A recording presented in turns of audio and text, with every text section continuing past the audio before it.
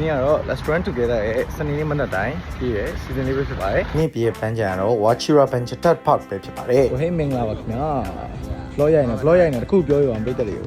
မင်္ဂလာပါ။ ဟေးပြေးပါမယ် let's run together ။စပြေးပါတော့ခင်ဗျာ။ဟုတ်ပါတယ်ခင်ဗျာ။ Let's go ပြေးခင်မှာအကျော်လေးပြေးအောင်ကျွန်တော်အကျော်ကြီး short ရပါတယ်ခင်ဗျာ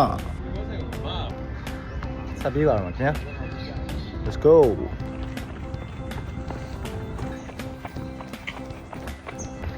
ကျွန်တော်ပြေးနေရပြီကျွန်တော်ပြေးနေရပြီ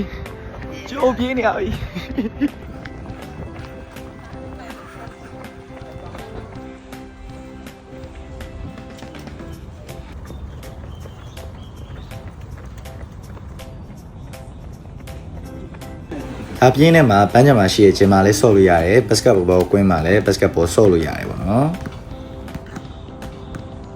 ပြောလားပြောချက်နဲ့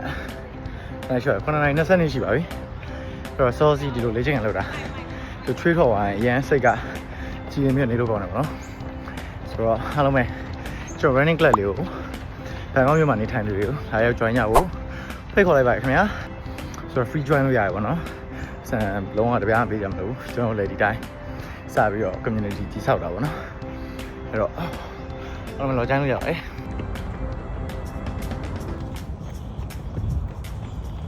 ပြေးပြီးသွားရင်တော့ကျွန်တော်တို့ rank လဲထုံးစံတိုင်းကျွန်တော်တို့ joy shot ရပါတယ်။